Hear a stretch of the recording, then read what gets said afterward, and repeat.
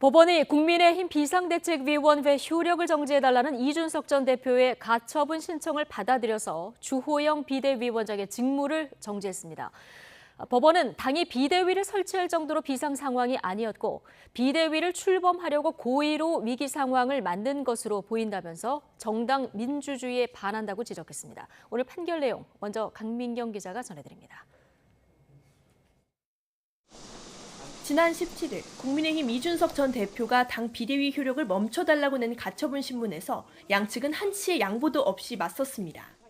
삼권 분립의 설계된 원리대로 그런 상황을 사법부가 적극적인 개입으로 잘못된 부분을 바로잡을 수 있었으면 좋겠다.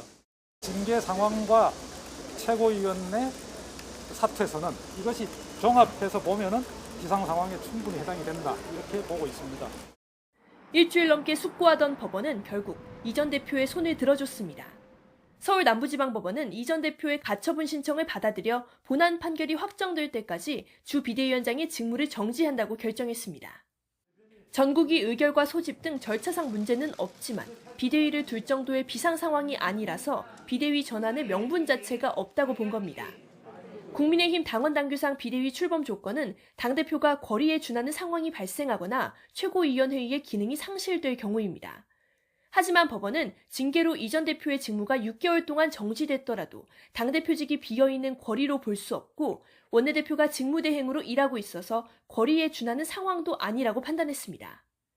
법원은 또 최고위원 일부가 사퇴하더라도 최고위 운영이 가능한 상황이었다며 최고위 기능이 상실됐다는 국민의힘 측의 주장도 받아들이지 않았습니다.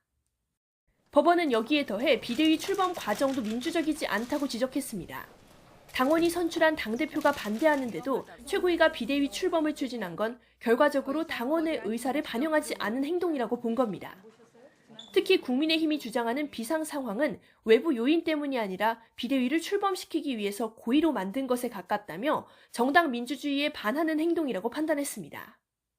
법원은 이런 과정을 통해 출범한 비대위가 새로운 당대표를 선출하게 되면 이 전 대표가 직무에 복귀할 수가 없게 돼서 돌이킬 수 없는 피해가 발생할 우려가 있다며 주 비대위원장의 업무를 정지한다고 결정했습니다.